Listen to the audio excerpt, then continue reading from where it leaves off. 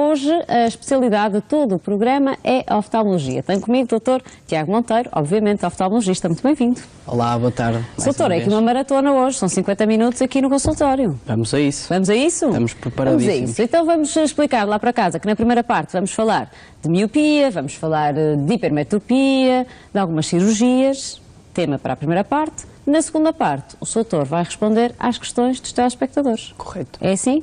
Então vamos lá desafiar os telespectadores a fazerem parte também desta conversa, que não fica então só entre mim e o Sr. Doutor. Espero que também participe no nosso programa. Pode fazê-lo de duas formas, através do nosso número de telefone, 229538525, ou através do nosso e-mail, consultório@portocanal.pt.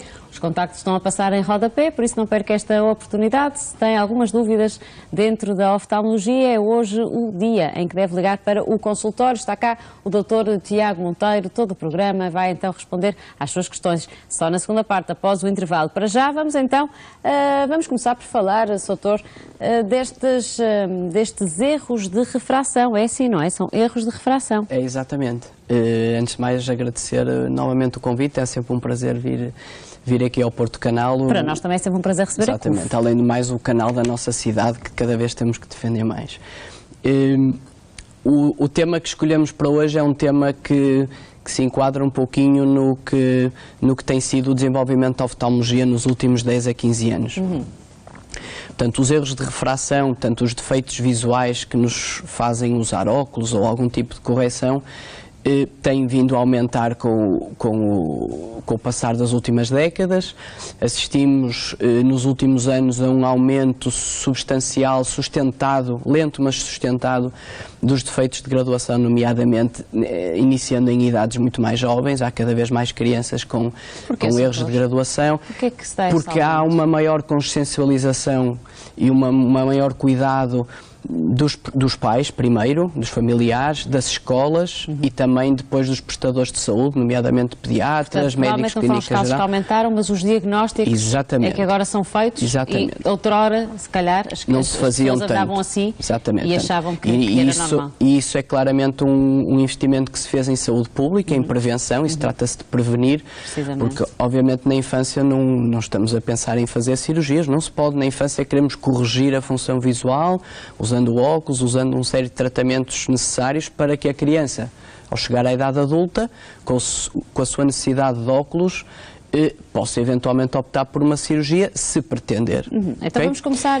pelo início. Estes erros, que já dissemos alguns, a miopia, mas não são só, se quiser enumerar quais são os mais comuns, a miopia... Sim, a miopia, a hipermetropia e o astigmatismo. O astigmatismo é um tipo de erro de refração que se pode misturar quer com a miopia, quer com a hipermetropia. Portanto, eles podem se combinar. Pode haver um astigmatismo com hipermetropia, um astigmatismo com miopia, ou pode haver só um astigmatismo, etc. O que é mais comum? É mais frequente andar mais comum é haver a hipermetropia nas crianças, é mais frequente porque tem o olho mais pequenino, então normalmente é um olho que tem tendência a ser mais hipermétrope e por isso muitas vezes há uma necessidade dos óculos para corrigir a função visual e muitas vezes para evitar algum estrabismo ou alguma Mas vamos então perceber o que é cada um, porque provavelmente sim. Há muita gente que ouve miopia, astigmatismo, mas as pessoas nunca percebem se é ver ao longe, se é ver ao perto. Exatamente. Então vamos lá começar. A grande distinção começa na idade, ou seja, abaixo dos 40 anos não há a partida má visão ao longe ou má visão ao perto.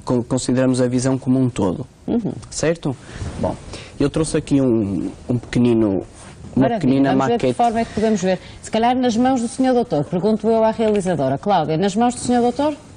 Possivelmente. Não tínhamos preparado esta parte, estamos em direto? Não. Então, ok, pode ficar assim, Sr. Doutor, vamos lá. A miopia e a hipermetropia vão depender essencialmente do conjunto de dois fatores. Sim.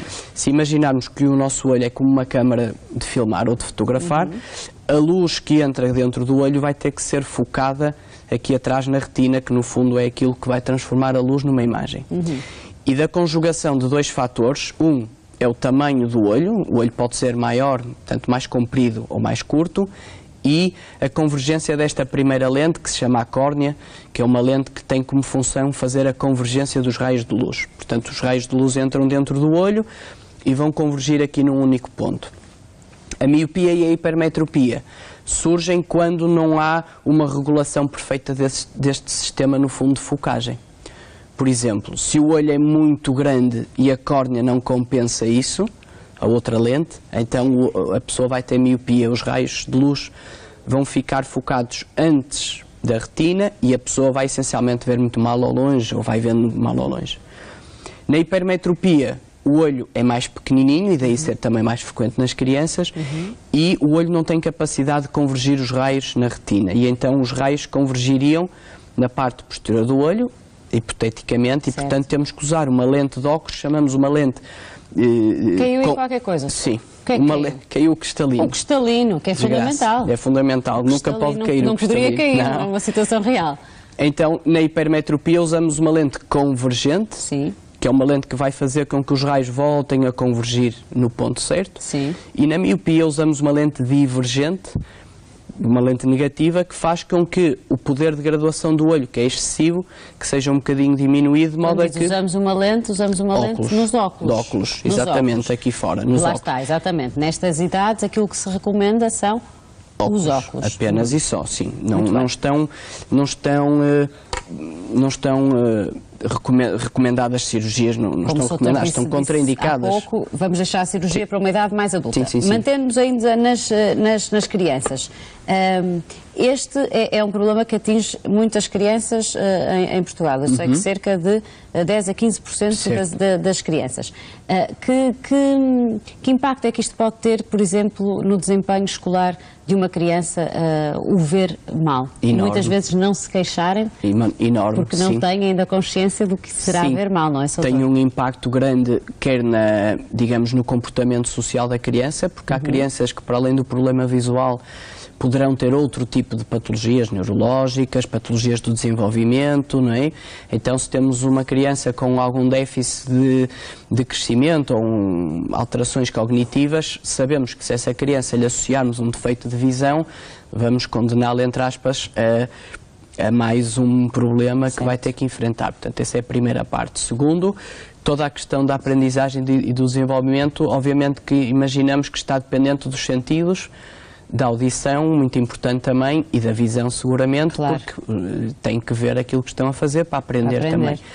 E, portanto, os programas de desenvolvimento de correção, tratamento precoce das ambliopias, que são os olhos preguiçosos, que se não forem diagnosticados a tempo na idade adulta não há solução para isso, é claramente um ponto-chave na prevenção e na saúde oftalmológica em Portugal, e tem-se feito um investimento muito grande nessa área. E temos tido resposta, digamos assim, a todo esse esforço. Os pais já têm consciência de que a primeira consulta oftalmológica deve ser feita muito cedo? Sim, temos assistido a uma diminuição da idade com que as crianças vêm pela primeira vez ao oftalmologista. Qual é a idade ideal, Soutor?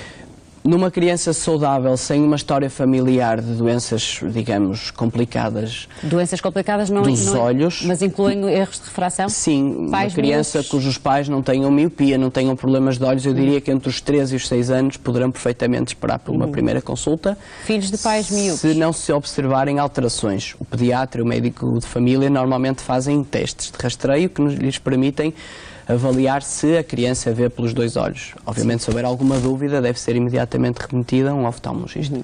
Se houver história na família de miopia, de astigmatismo, de hipermetropia, de um olho preguiçoso, etc., então, se calhar, preferimos ver a criança mais cedo para podermos intervir mais cedo, se houver necessidade. E aí, sim, normalmente não achamos que haja uma relação direta, ou seja, não receitamos mais nem prescrevemos mais às crianças de pais com necessidade de óculos, mas efetivamente os próprios pais têm uma certa ansiedade em que saber o meu filho vai precisar de óculos, o meu filho tem problema, se tiver quero corrigi-lo o mais cedo possível, quero que corrija a sua visão, portanto estão mais também motivados a trazer o filho ou a filha à consulta. Sim.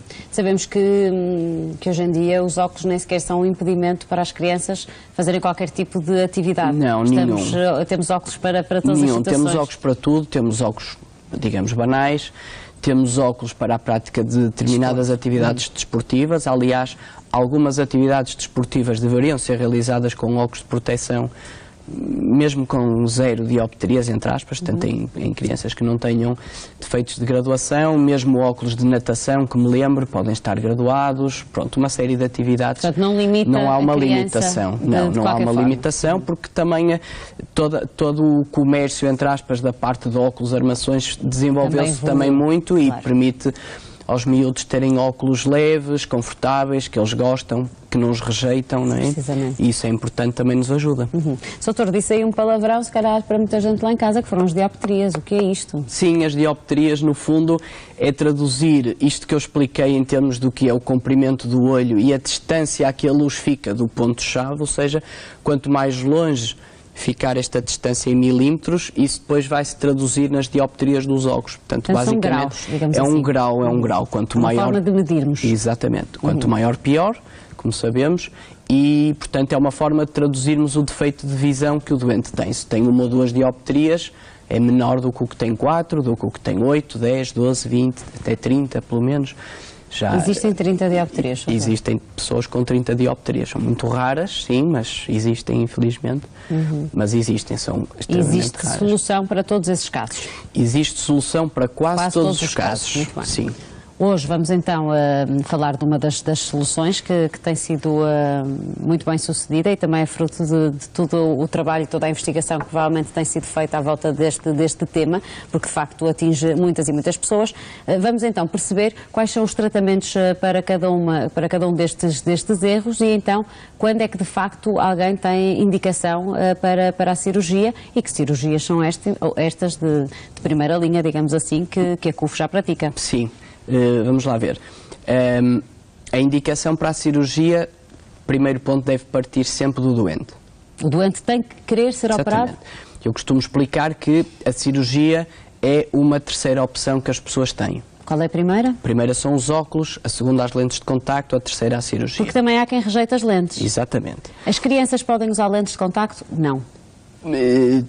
Podem, em certas situações, nomeadamente em crianças que têm, por exemplo, um olho sem graduação nenhuma, um olho perfeito, e o outro olho, imagine que tem 6 dioptrias, que é muito, isso causa que os próprios óculos tenham uma diferença muito grande na lente. Obviamente. E isso não é tolerado pelo nosso cérebro, essa diferença nos óculos. Acho que todos conseguimos ter a ideia do que Portanto, imaginando que é um fundo de garrafa e uma lente normal, não conseguimos. O adulto não consegue, a criança também não. Nesses casos, usamos uma lente de contacto para esses casos que são muito assimétricos, sim, mas por rotina, em crianças abaixo dos 14, 16 anos, o uso da lente de contacto pode-se fazer, nomeadamente para certo tipo de atividades desportivas ou atividades específicas que a criança tenha, mas não é uma coisa que recomendemos de ânimo leve, até porque exige uma responsabilidade, não é, Soutor? Sim, e as lentes de contacto têm as suas complicações, que são muito mais do que os óculos ou que a cirurgia. Muito bem. Portanto, tem que ser também um bocadinho regulado em função desse aspecto que explicamos aos pais, não é? Os pais têm que ser responsabilizados e têm que perceber para intervir também nessa vigilância. O médico não é um polícia, não vai andar atrás da criança ou do doente, neste caso. Obviamente. Então, a primeira opção seriam os óculos, a segunda, as lentes de contacto, a terceira, a cirurgia. E normalmente pomos as três num ponto muito semelhante, ou seja, nós explicamos ao doente a possibilidade de ser operado, seja com que técnica for, é uma opção que tem se não quiser usar lentes e óculos. Portanto, primeiro ponto, a cirurgia não é para ver mais, exceto em determinadas situações, mas num doente normal não é para ver 200%. O que é um doente normal? Um doente normal é um doente que vê com a sua lente de contacto ou com os óculos aquilo que consideramos que são os 100%. Ou seja, consegue ver tudo o que precisa e o que tem que ver.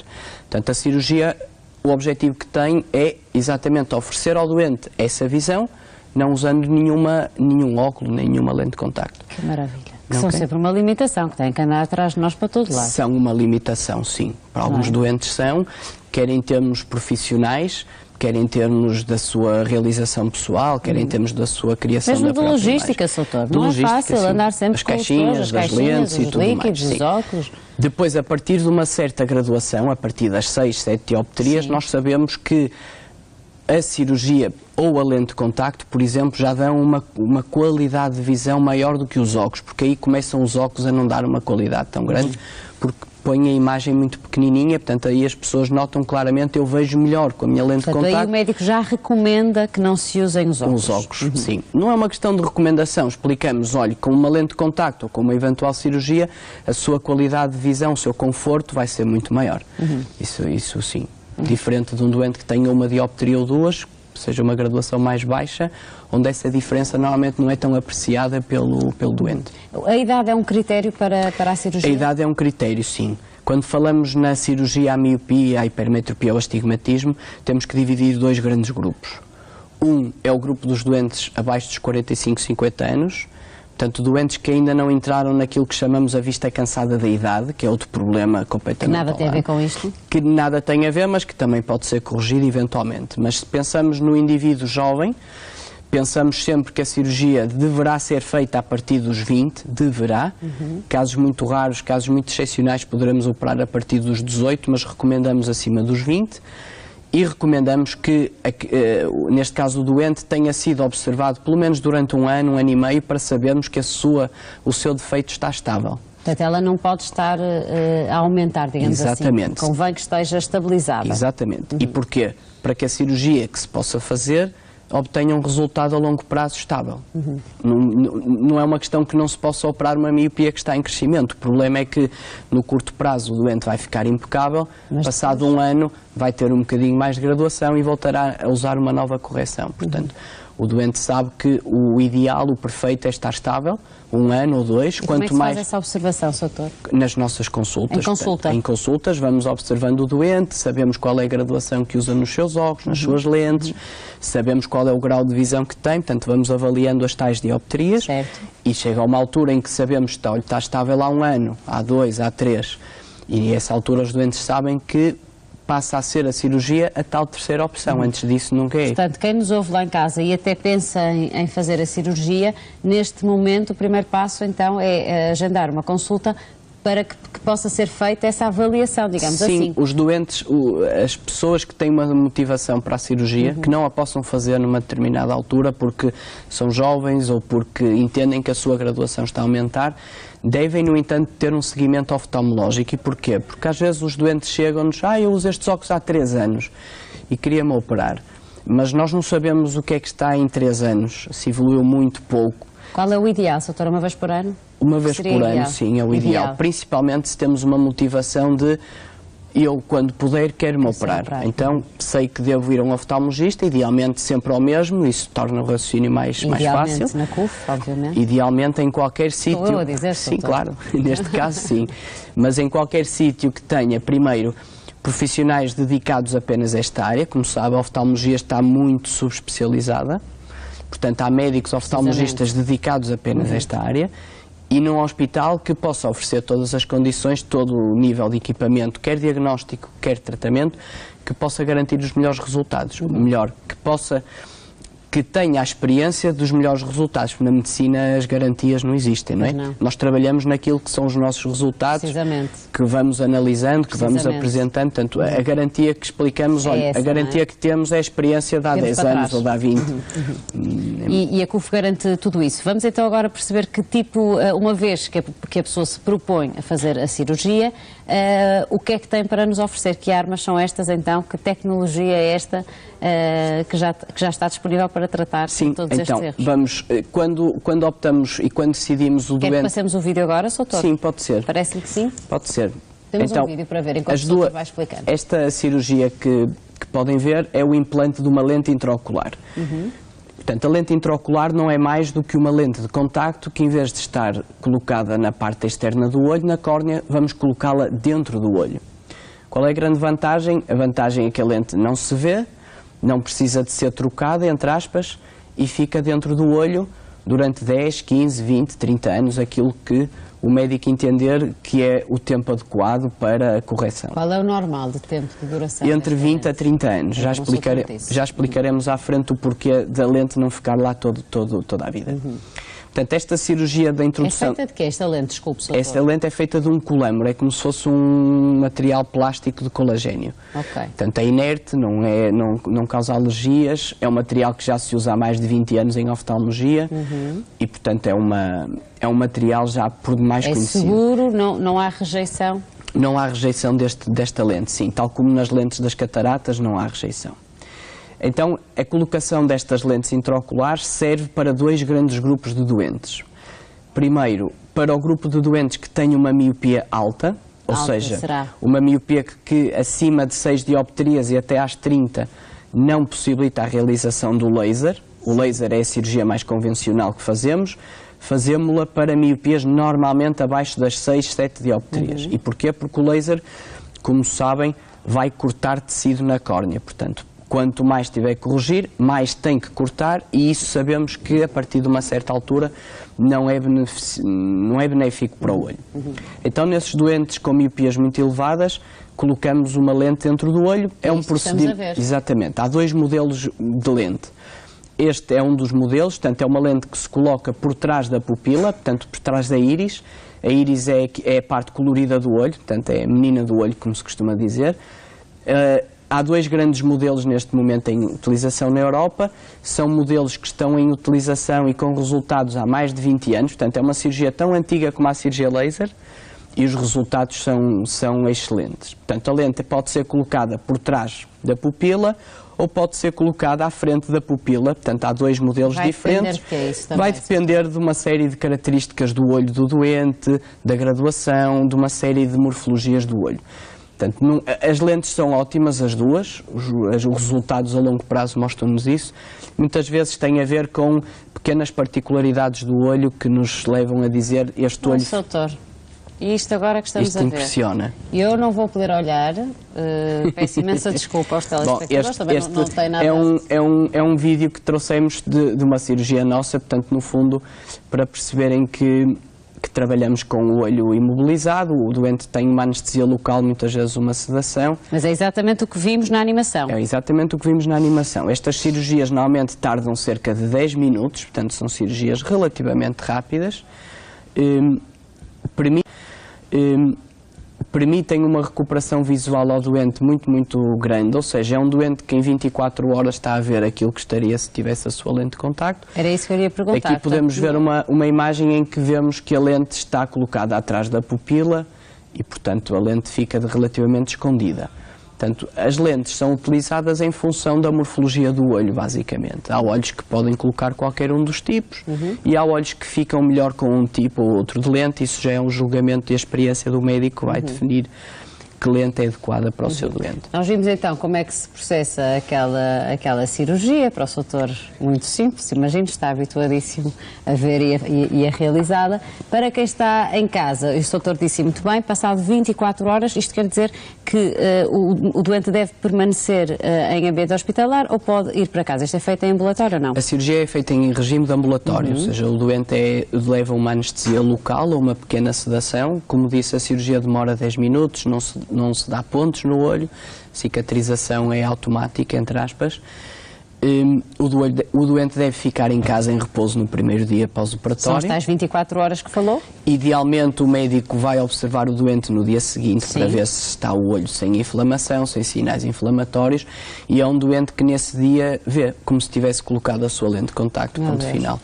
Portanto, é uma cirurgia que tem uma recuperação visual idêntica à da cirurgia laser, como sabemos. Os doentes que operamos a laser no dia seguinte também vão trabalhar. E a cirurgia é igualmente simples? Sim, a simplicidade das cirurgias tem muito a ver, primeiro, com a experiência das pessoas e com aquilo que estamos mais à vontade. Portanto, todas estas cirurgias parecem simples, são feitas há muitos anos, os resultados são ótimos, mas depende muito da experiência das pessoas e, acima de tudo, do estudo que fazemos pré-operatório, porque cada vez mais o que nos interessa é saber claramente o doente que nos procura e que não vamos poder operar porque não tem as condições ideais para operar. Ao contrário do que se fazia há 10, 20 anos. Provavelmente operava-se... Porque os métodos de diagnóstico não eram tão precisos, não identificávamos doentes com tanta precisão que não tolerariam bem a cirurgia. E outra coisa que gostaria de ressalvar, estes doentes com as lentes intraoculares são doentes que tem que manter uma vigilância todos os anos. Isto é um casamento com o médico, entre aspas. Porque estes doentes... Casamento, salve seja, porque os casamentos, se nos víssemos uma vez por ano, se calhar, sim, é um casamento de conveniência. Muito moderno. Sim, porque a lente intraocular dentro do olho precisa de ter uma vigilância para que possamos avaliar se não está a causar nenhum tipo de complicação, nenhum tipo de alteração. Parece que temos mesmo que terminar. Soutor, muito obrigada por esta primeira parte. Vai ficar connosco para a segunda parte. Vou apenas, antes então de irmos para intervalo, relembrar que para colocar questões ao Dr. Tiago Monteiro deve ligar o 22953-8525. Já sabe que a especialidade é precisamente a oftalmologia. Vamos então para um curto intervalo. Até